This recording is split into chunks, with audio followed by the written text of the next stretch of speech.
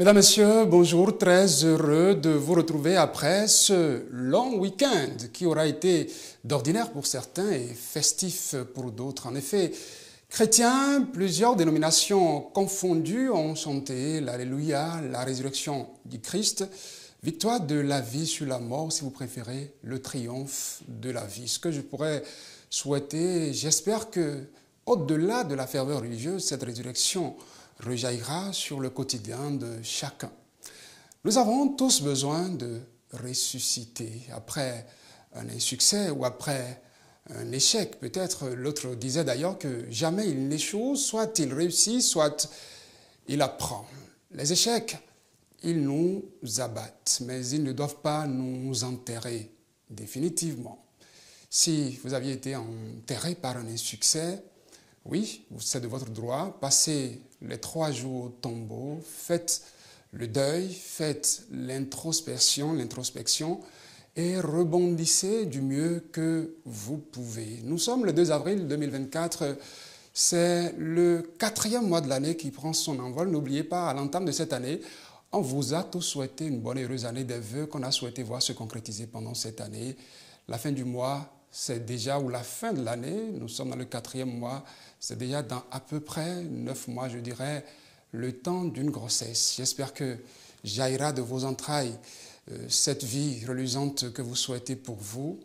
Vous allez, pour y arriver, vous armer de courage, de détermination, comme Cécile le recommande sur ce titre que je vous propose aujourd'hui, Naïlé.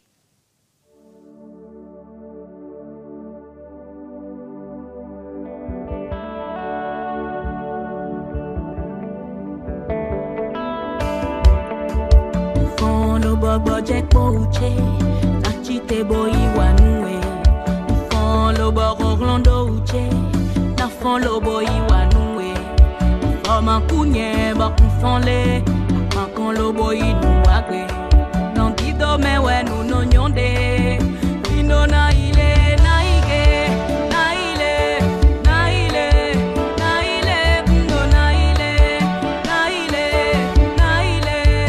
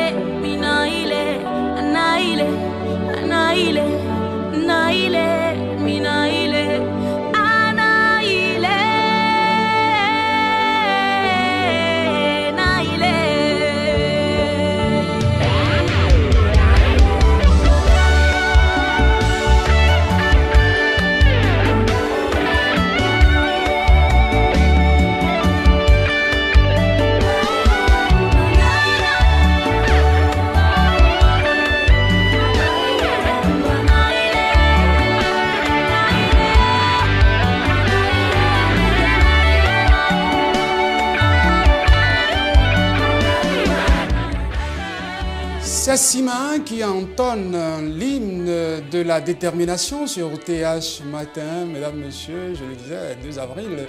J'espère qu'hier, vous n'êtes pas tombé dans le guet-apens de ces messieurs qui vous tendent des appâts pour prendre tel un poisson d'avril. De toute façon, votre réussite, je ne souhaite pas qu'elle soit un poisson d'avril, qu'elle se concrétise. Nous allons déjà marquer la première pause, ou le premier arrêt, si vous voulez, de cette émission. Visitons les unes des journaux.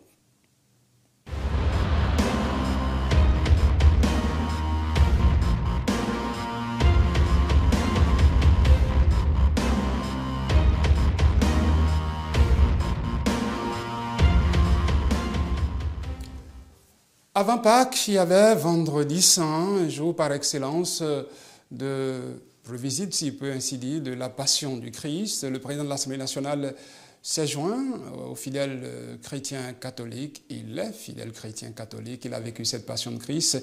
Et les journaux de ce mardi font écho de cette participation. L'emblème du jour, dans sa parution, nous propose entre autres titres Vendredi Saint, le président Vlavonon vit la Passion du Christ aux côtés des fidèles catholiques de Porto Novo. Un autre journal nous en parle, c'est Le Potentiel. On pourrait lire dans son angle à la une, parlant de Vendredi Saint, célébration de la Pâque à la paroisse Sainte-Geneviève du camp de Porto Novo. Vlavonon communie avec les fidèles catholiques. Nous changeons de sujet. Vous le savez, une visite à la prison civile de Messerete fait polémique depuis. Les députés du groupe parlementaire Les Démocrates ont voulu rendre visite à Rekiat Madougou. Ils n'ont pas pu et depuis, les commentaires vont bon train. Les journaux alimentent le sujet par la polémique. Le Soleil Bénin Info aujourd'hui titre entre autres interdiction de visite à Rekiat Madougou, ce qui fonde la démarche des autorités. C'est à lire dans les colonnes de ce journal.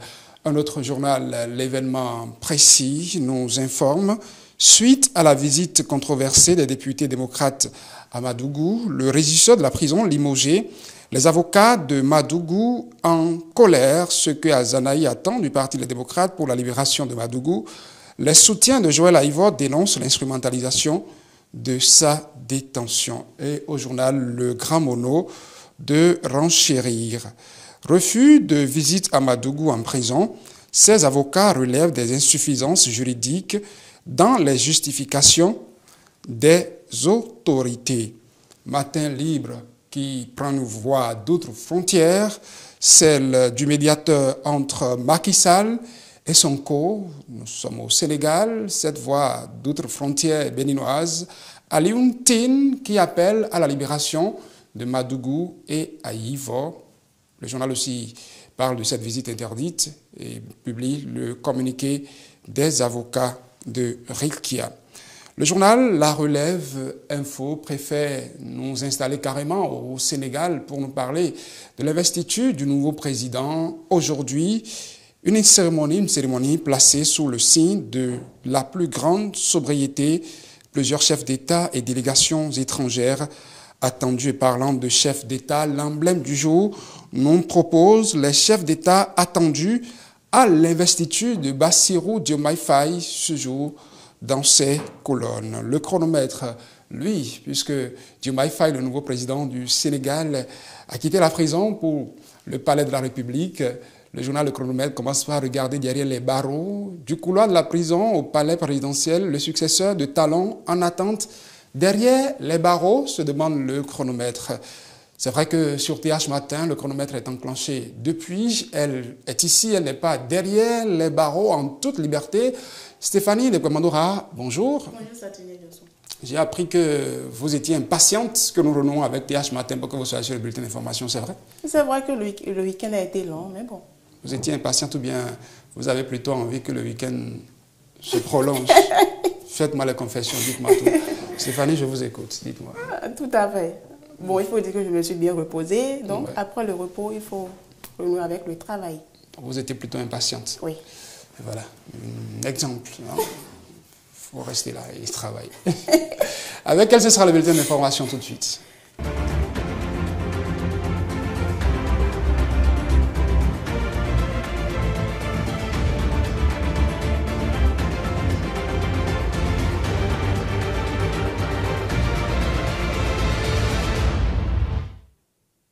Bonjour à chacun et à tous.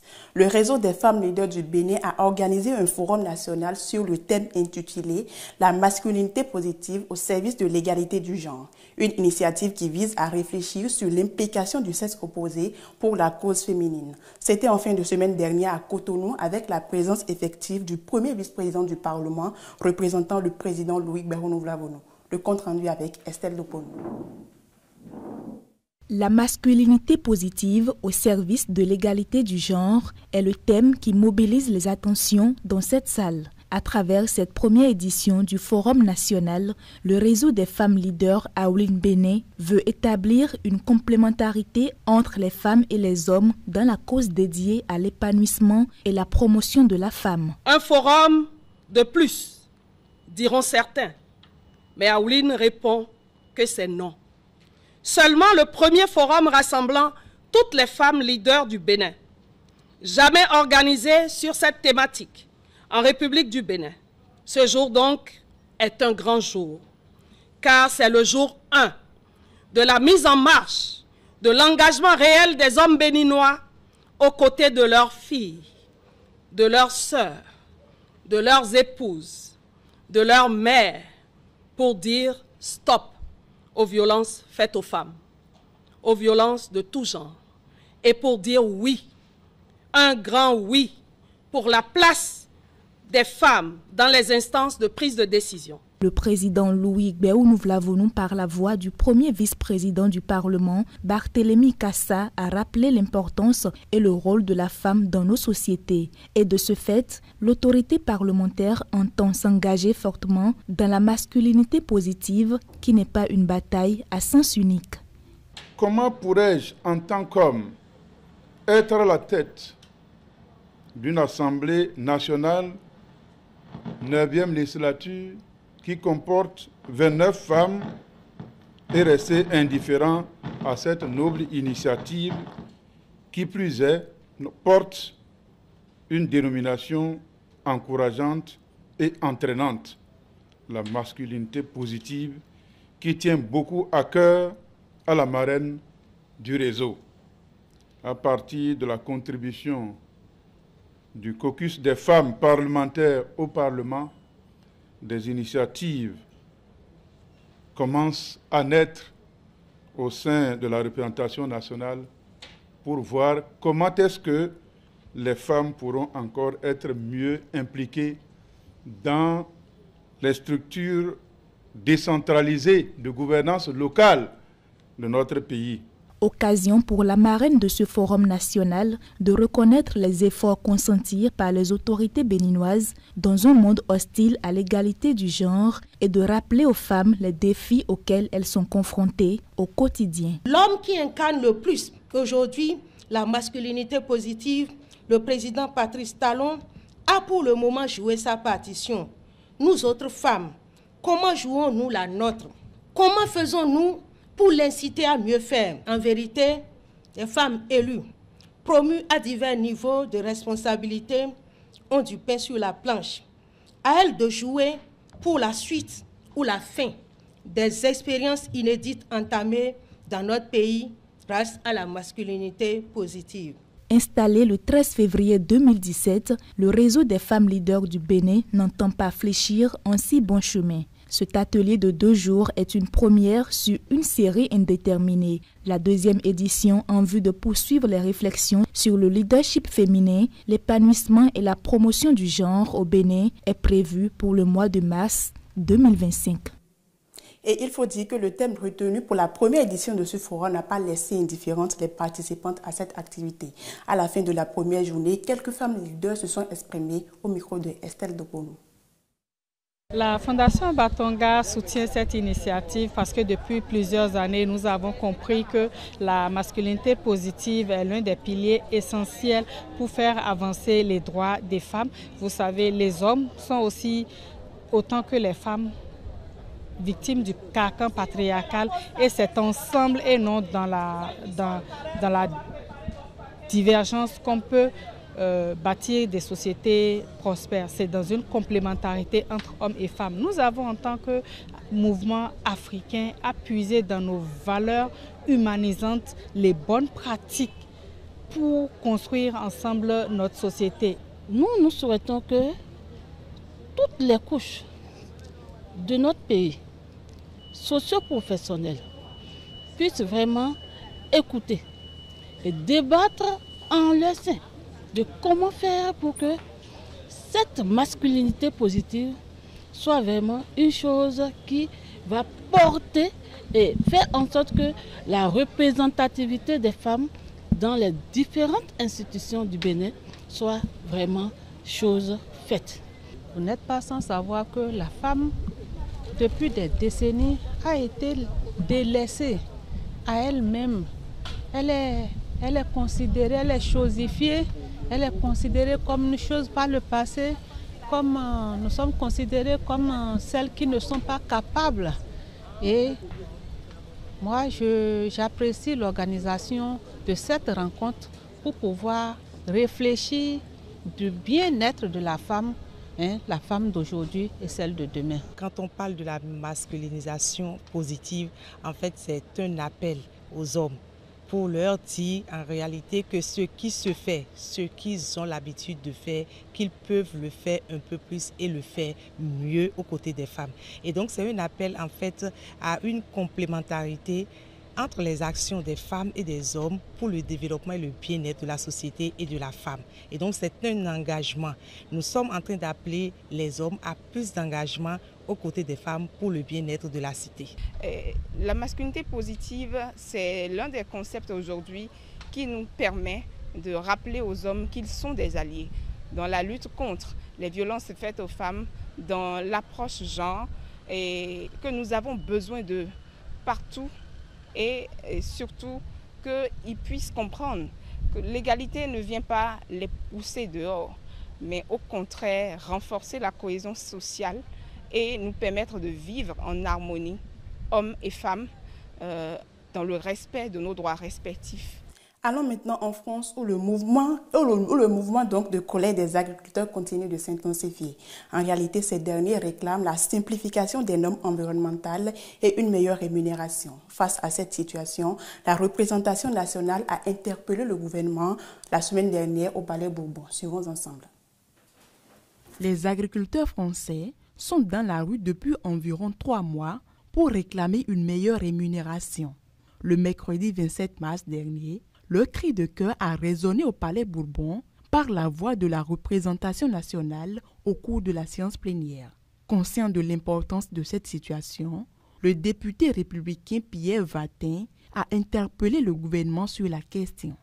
Malheureusement, votre projet de loi d'orientation agricole ne répond pas à nos agriculteurs, ni à nos agriculteurs en difficulté pour leur assurer un revenu, ni en revenant sur l'ensemble des règles européennes en agriculture que la France a aggravé en voulant laver plus blanc que blanc. Aussi, Monsieur le Premier ministre, comment allez-vous sortir nos agriculteurs de cette ornière?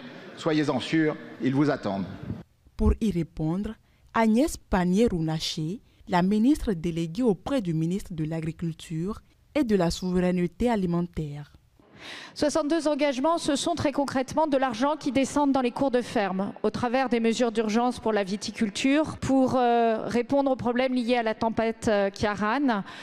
Finalement, sur tous les sujets concrets sur lesquels nous interrogent les agriculteurs. Alors, Monsieur Vatin, plutôt que de caricaturer l'action du gouvernement, nous comptons sur vous pour que, dans l'examen du projet de loi orientation agricole, vous soyez force de proposition pour nos agriculteurs. Malgré les réponses apportées par Agnès Pannier-Runacher, de nombreuses interrogations demeurent au sein de l'hémicycle. À sa suite, la députée Juliette Villegrain rappelle son inquiétude.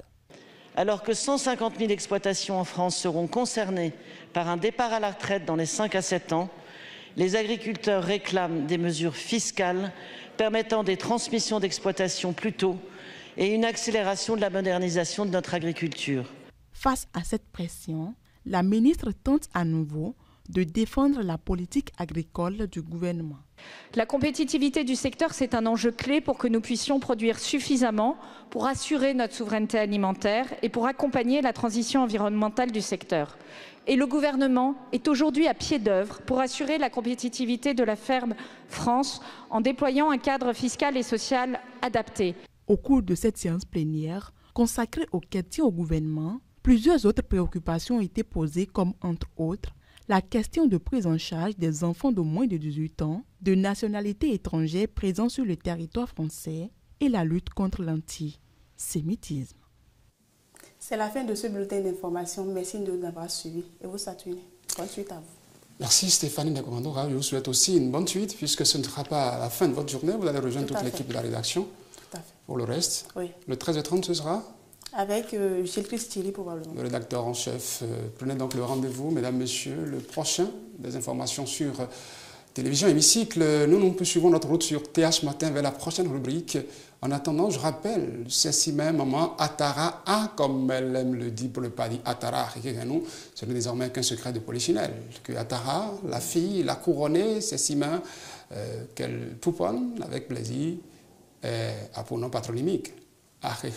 Elle vient ici, pas pour nous parler du Atara, mais pour nous parler du courage qu'il faudra, la détermination qui doit être nôtre, quel que soit ce que nous rencontrons comme difficulté, Naïlé.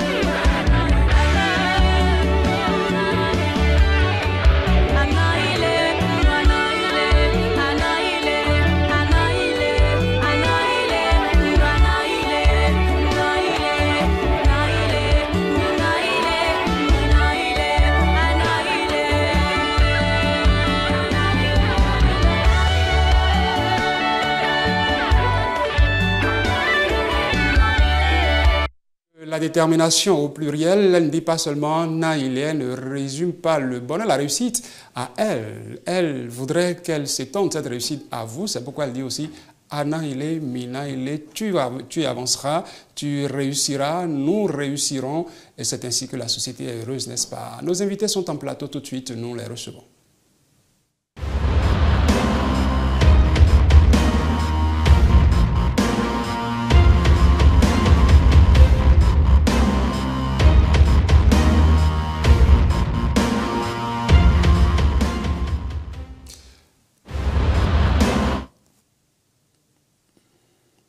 Que les femmes soient de plus en plus nombreuses dans les sphères de prise de décision, c'est l'un des combats qui se mènent depuis quelques années déjà au Bénin. Un idéal qu'acteurs de la société civile, organismes publics entre autres, accompagnent par divers programmes. L'acte majeur des politiques qui semblent partager cet idéal est la réforme de 2019 qui voudrait désormais au moins 24 femmes siègent au Parlement, chose concrétisée à l'avènement de la 9e législature qui compte d'ailleurs plus de députés femmes, plus de 24 femmes. Cependant, les femmes doivent-elles déjà crier victoire? Au fond, sont-elles bienvenues dans ce milieu politique? Sentent-elles l'accueil chaleureux des hommes à leur côté dans cet univers perçu comme une jungle? J'en parle ce matin avec deux invités en plateau. À ma gauche, Karel Ndigou, bonjour. Bonjour Satuné Diossou. Vous êtes directrice des ressources humaines d'une entreprise de la place. Oui. Vous êtes acteur politique en devenir. On comprendra pourquoi j'ai dit en devenir tout à l'heure. Oui. Merci d'avoir accepté cette invitation. Plaisir partagé. Vous n'êtes pas seul sur ce plateau, vous êtes avec Edwige Boko, épouse Yébé. Bonjour, Madame Yébé.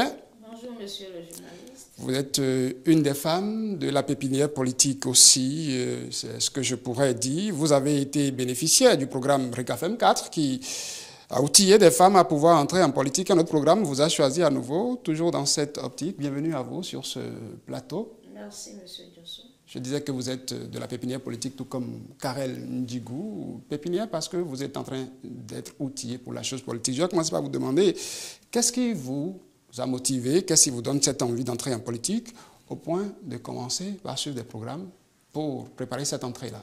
Merci, monsieur Diossou. En effet, moi, particulièrement, j'adore le social. Vous allez rapprocher votre micro. Ouais. J'ai commencé par le social. Et lorsque vous agissez en faveur des êtres humains que nous sommes, le retour est positif. Alors, étant donné que c'est positif, on s'est dit, on peut faire plus encore quand on va se retrouver dans les instances de décision. Alors, l'envie a commencé... La réalisation voudrait que vous parliez plus fort pour qu'on puisse mieux vous entendre. L'envie a commencé par germer et on s'est dit, il faut se faire former. Et pour se faire former, il faut nécessairement le faire à travers nos partis politiques, à travers des projets. Et c'est d'ailleurs ça qui a fait que pour la première fois, j'ai été femme RECAFEM, aujourd'hui PAEG, et j'en suis rassurée. Et je pense que 2026 pourra témoigner de ce que nous avons reçu comme formation. Karel Ndigou, vous êtes femme PAEG, vous oui, aussi. Oui. PAEG, c'est le programme, c'est quoi déjà? C'est un programme d'appui à l'égalité du genre. Et pourquoi? Qu'est-ce qui vous motive comme ça à vouloir aller en politique au point de vous mettre à l'école de la politique? Mais ma motivation, c'est la gestion de la société incombe à tous et la faible représentativité des femmes dans les instances politiques. Je veux faire partie des décideurs et pour aider ma patrie. Je veux faire partie des décideurs et pour promouvoir le leadership féminin surtout. Edwige Boko, dites-nous déjà comment concevez-vous la politique, puisque vous avez dit que vous avez commencé par le social. La politique, comment la concevez-vous de votre place? Alors pour ma part, la politique, il faut les laisser en se mettre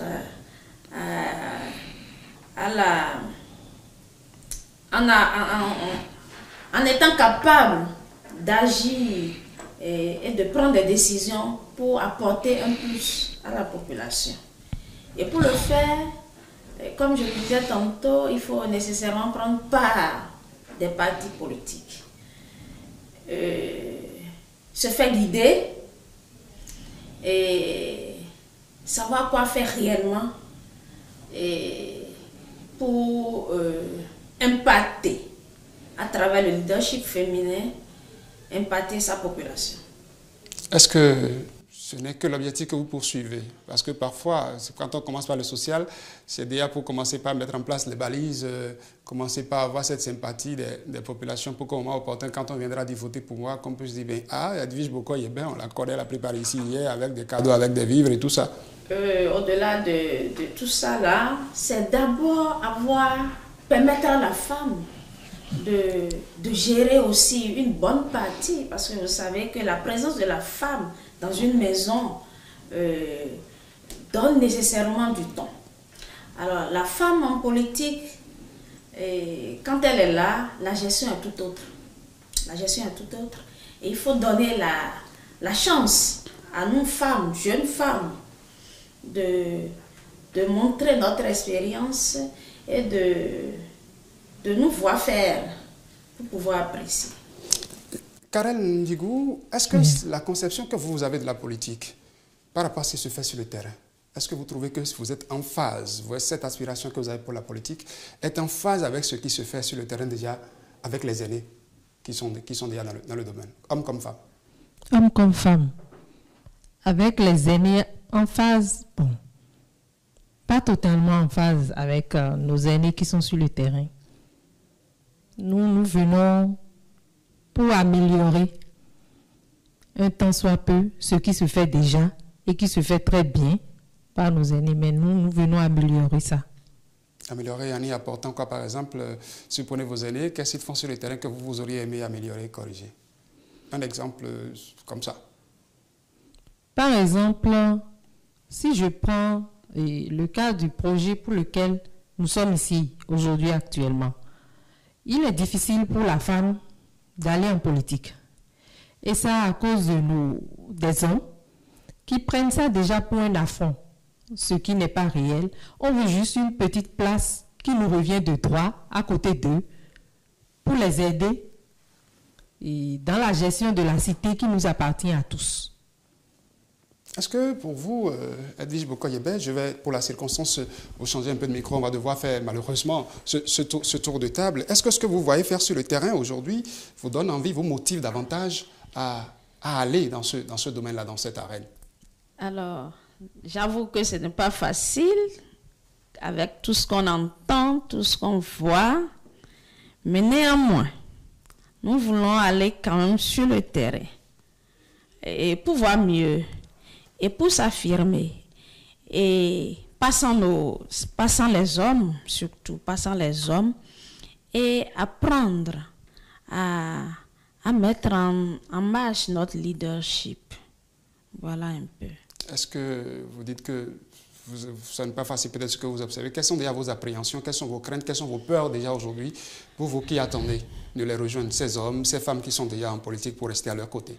Alors, les pesanteurs demeurent, avec ce que je vois, les pesanteurs demeurent et les hommes, pour ma part, ne nous laissent pas le chemin facile parce que pour eux, nous sommes là pour les affronter. Or, ce n'est pas le cas.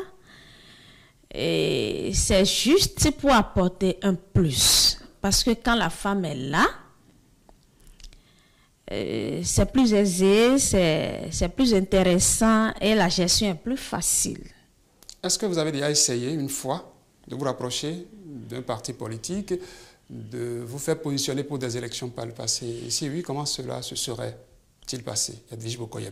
Positionner, non. Pourquoi? Positionner, on se prépare activement pour. Il faut bien s'outiller, on l'a commencé, maintenant on se prépare pour vivement 2026.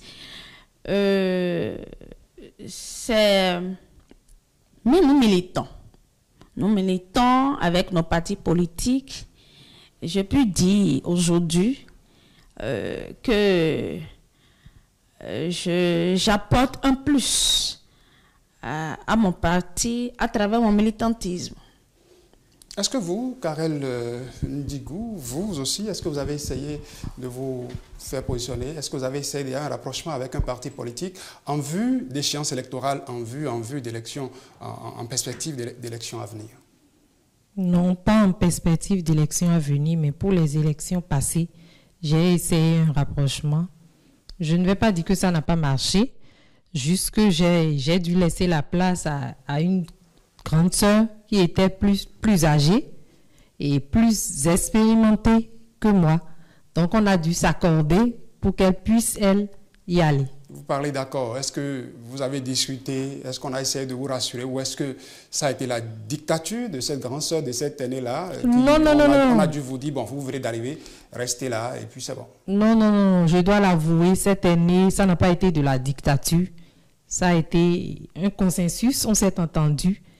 Je suis encore très jeune, j'ai l'avenir devant moi. Donc, je lui ai laissé la place. Et cette année positionnée, est-ce qu'elle a pu tirer son épingle du jeu à l'issue de ces élections-là? Malheureusement, non. Ça voudra dire que, femme que vous êtes, vous avez été positionnée à un niveau qui ne vous favorisait pas forcément? Qui ne nous favorise pas parce qu'une femme en tête de liste, c'est quelque chose que les hommes ne digèrent pas, du tout pas. C'est très difficile, donc les positions qu'on nous donne ne sont pas du tout avantageuses. Est-ce que vous pensez que le milieu politique est un milieu hostile pour la femme déjà? Oui, le milieu politique. Quelles sont déjà les hostilités que vous avez eu à rencontrer? À part ce cas-là, qui est plutôt un cas heureux, puisqu'il y a eu un consensus, femme que vous êtes, vous entrez en politique, les hommes vous regardent comment? L'hostilité, déjà dans ce milieu, pour ce que vous avez déjà vécu, c'est quoi? Vous savez, aller en politique en tant que femme, d'abord, il y a plusieurs... D'abord, vous êtes confronté à des harcèlements. Ah oui, carrément. Carrément à des harcèlements. Et bon, c'est ça, ça passe. Pourquoi vous positionne, c'est ça. Voilà que vous êtes femme mariée. Vous voyez, donc c'est pas facile. Mais nous allons y arriver.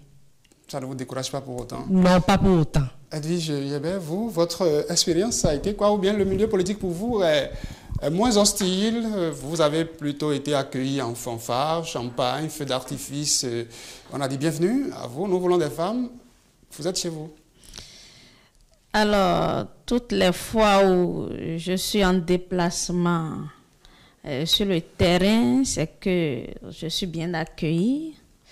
J'ai des aînés, j'ai des hommes qui m'accompagnent et qui veulent toujours m'accompagner.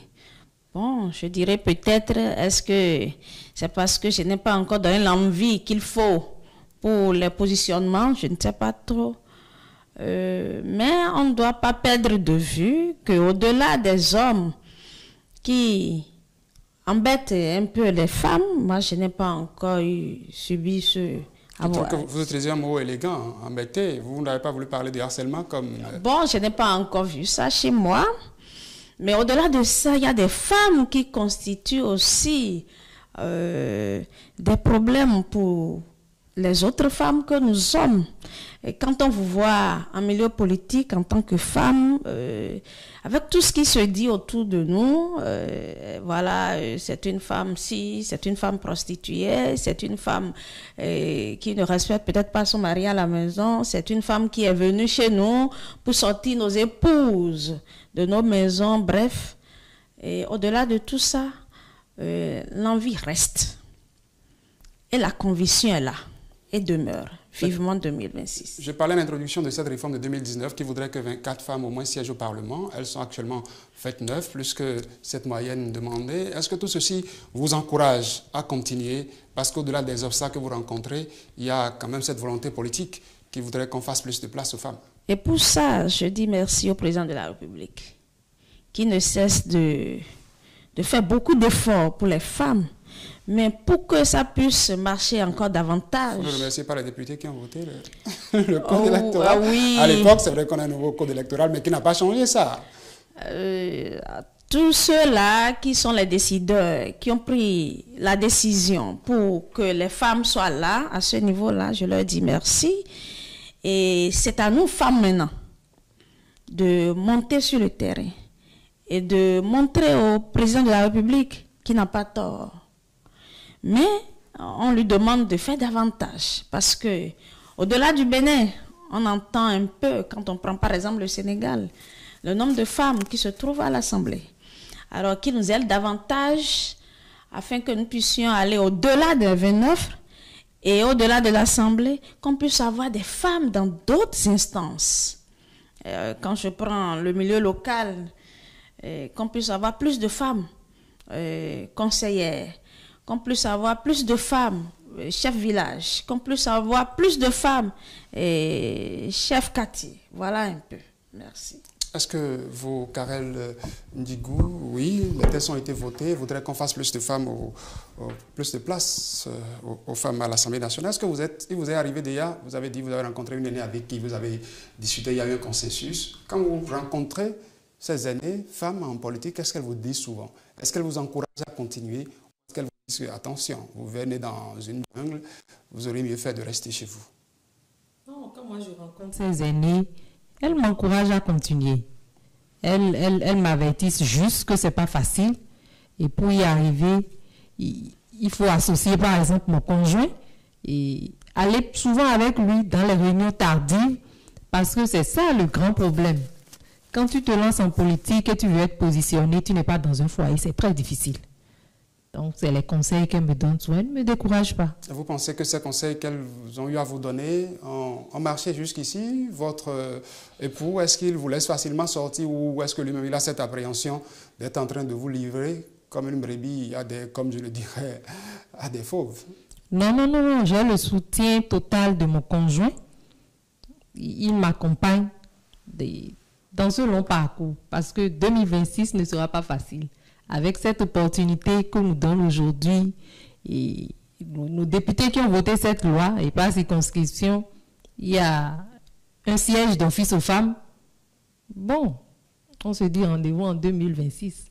Ça veut dire que vous avez des ambitions. Vous souhaitez être sur la ligne de départ. Pour les législatives, parce que si vous parlez de nombre de femmes par circonscription, c'est que vous visez déjà les législatives. Oui.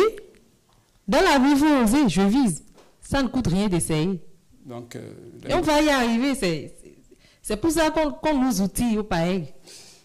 Karel Ndigou, nous sommes déjà à la fin de cet entretien. Je vais vous permettre quand même de laisser votre mot de fin avant de passer à Edwige Bokoyebe. Pour mot de fin, je dis à ces hommes qui pensent que nous les affrontons que ce n'est pas ça. On veut juste une toute petite place à côté d'eux.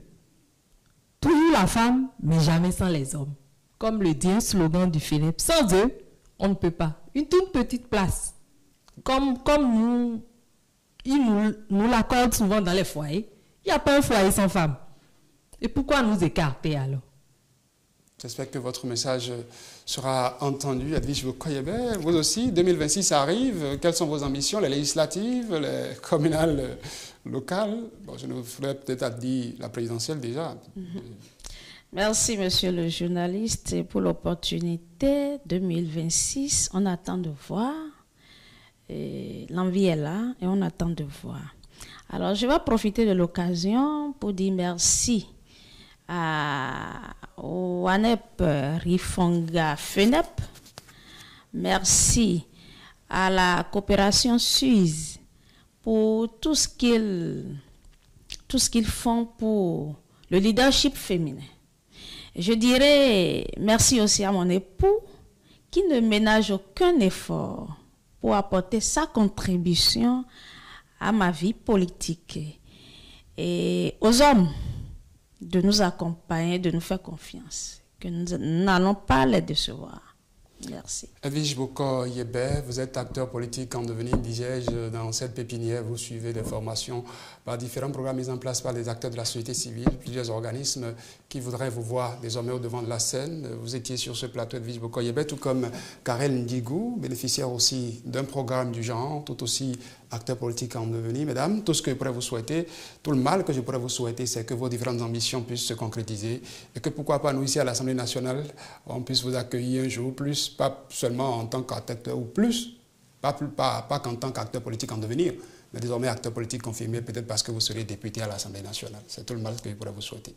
Merci, monsieur le journaliste. La détermination, je vous la souhaite, accompagnée de celle chantée par Cécimène Naïlé, en attendant de retrouver Paulo Aounou sur la dernière rubrique de cette émission.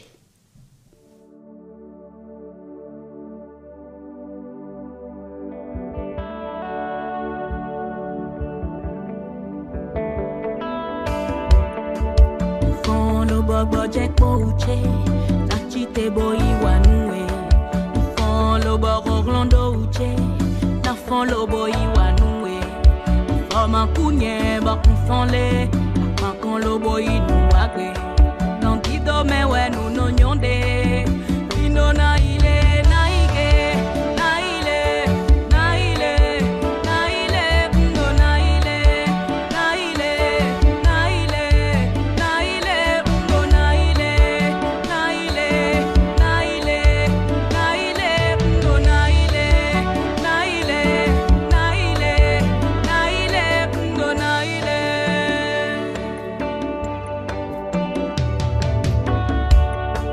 Les portes se ferment, d'autres s'ouvriront. Tant qu'il y a la vie, il y a de l'espoir. Rien n'est fini, alors bats-toi encore. Tant qu'il y a la vie, il y a de l'espoir. À comment mais ton soleil brillera. Nous c'est d'amine, mon des mondes honneur. Anaïle, Anaïle, Anaïle, Anaïle, Anaïle, Anaïle, Anaïle, Anaïle, Anaïle, Anaïle, Anaïle,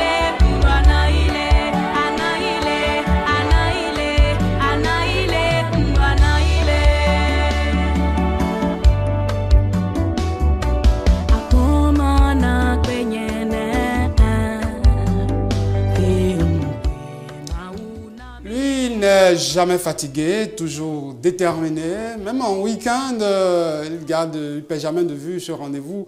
Et puis, Kititi, c'est quoi? C'est Polo qui frappe déjà la porte de Sur la Toile. Les sujets, il n'en manque jamais, il est déjà en plateau. Le week-end, Pascal, a été comment chez vous?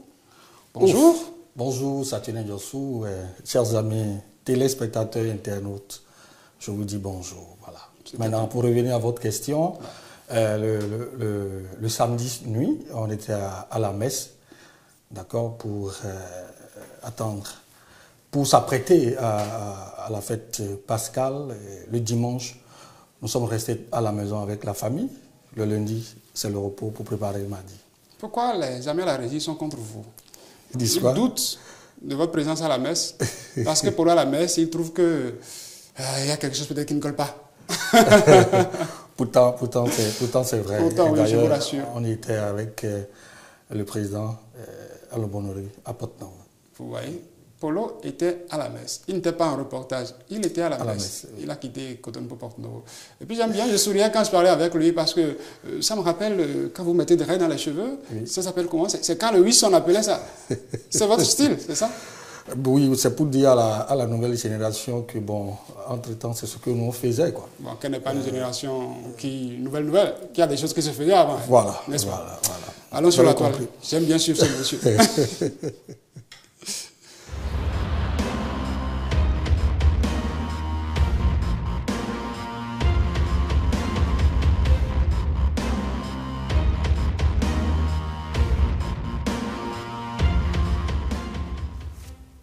Un sujet polémique, pour ne pas dire une polémique politique, qui a commencé depuis cette visite des députés démocrates, les démocrates à la prison civile de Misrete, qui avaient envie de rencontrer Réki Amadougou Polo Aounou. Oui, et vous savez, même les journaux ont titré ça aujourd'hui, parce que je vous ai suivi tout à l'heure quand vous étiez en train de faire la une des journaux.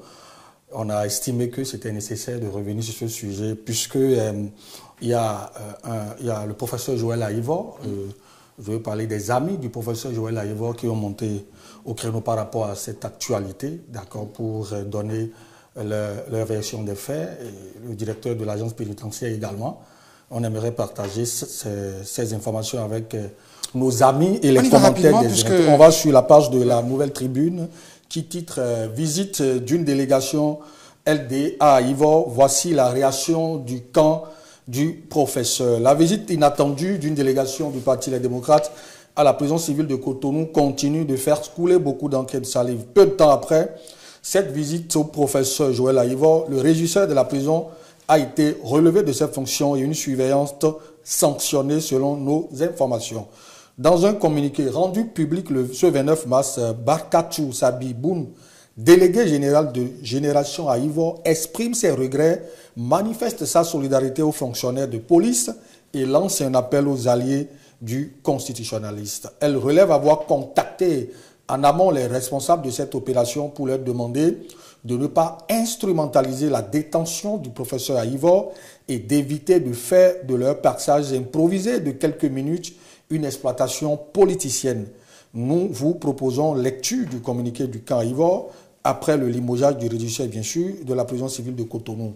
Bon, nous allons lire les dernières parties. Et puis, à partir de comment l'entourage du professeur Joël Aïvor, l'entourage du professeur Joël Aïvor le redoutait, la visite bruyante du parti Les Démocrates et le buzz médiatique organisé autour ont atteint l'objectif que certains membres de la délégation LD s'étaient visiblement fixés, celui de piéger le personnel pénitentiaire de Cotonou et de créer des problèmes au professeur Joël Aïvor. Pourtant, ce mercredi 27 mars, j'ai moi-même appelé les responsables de cette opération, à savoir messieurs Éric Kounete, premier vice-président du parti, Renaud Agbodjo, avocat de Madougou, et puis Guy Mitokpe, responsable à la communication du parti, pour les prier de ne pas instrumentaliser la détention du professeur Aïvor et d'éviter de faire de leur passage improvisé de quelques minutes une exploitation politicienne.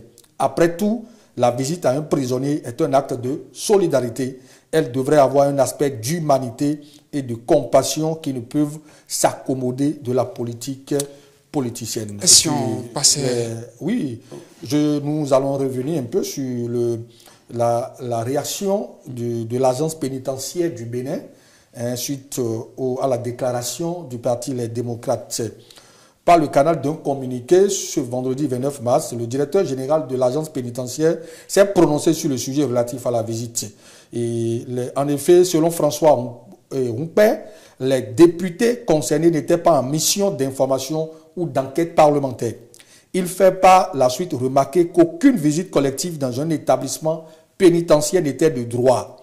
Il n'a pas manqué de rappeler qu'une visite à un détenu est subordonnée à la présentation d'un permis de visite. Pour lui, la détenue Rekia Madougou reçoit régulièrement la visite de ses avocats et des parents qu'elle a désignés dans le respect du régime pénitentiaire. En conclusion, selon lui, les droits de la détenue ne seraient pas violés. Voilà, et on va maintenant au commentaire. Oui.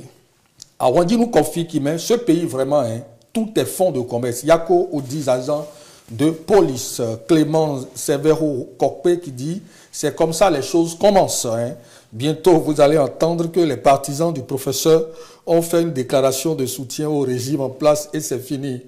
Et Raoul décrit donc l'opposition ne peut pas se comprendre pour lutter et atteindre leur objectif. Opposition se lève contre opposition, c'est triste.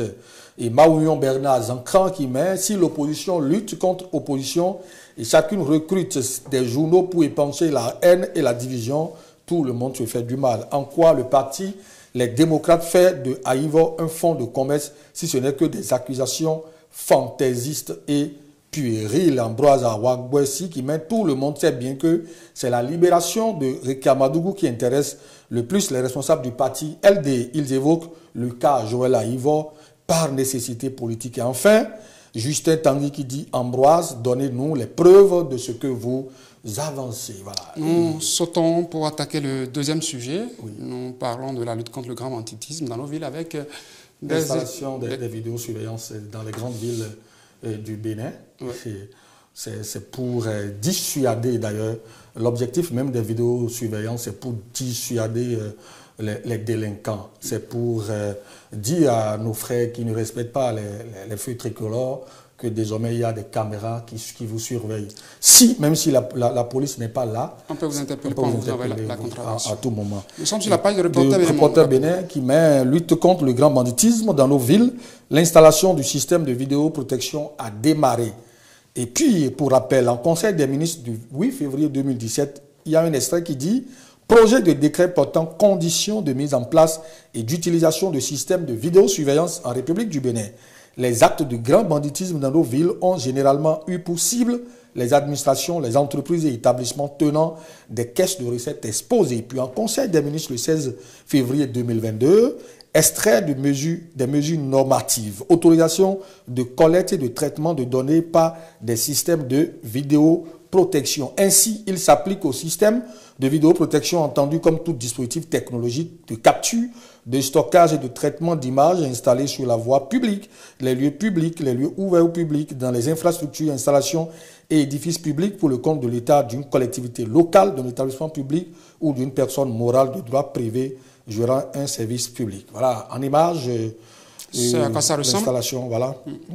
Et puis commentaire, le roi Dolly qui met, il y a des gens qui ont peur de caméras là, hein. Je devine pourquoi. Toute personne honnête n'a pas à se plaindre des caméras. Et puis Aïda Zan, Nazer qui dit, les caméras n'ont jamais dissuadé le grand banditisme, qui sait très bien adapter son accoutrement pour les besoins de ses intentions. Roméo Ntondi qui met, avant on surveillait à gauche et à droite avant de traverser, à cause des policiers. Maintenant, c'est à gauche et à droite, en haut et en bas, avant de traverser. Pierre Nyon-Rossou qui dit, en tout cas, prions seulement qu'en 2026, le prochain président continue sur le même chemin pour que la vie de nos enfants soit meilleure pour les décennies à venir. Puis Gédéon Guedjo qui dit, réglez d'abord le problème d'éclairage dans les villes. Depuis 5 ans que des lampadaires ont été installés, certaines villes sont toujours dans le noir et on ne sait pour quelle raison. Ce problème réglé, l'insécurité sera réduite. Voilà.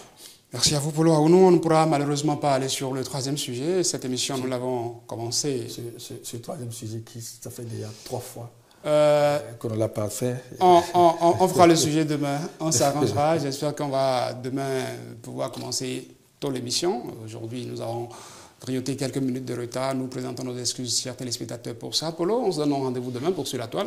Ah oui. Rendez-vous demain également avec vous, mesdames, messieurs. Merci pour votre attention à TH Matin. La journée ne fait que commencer. Beaucoup d'autres programmes sont à venir sur Télé Hémicycle. Restez là de l'écoute. Bonne journée.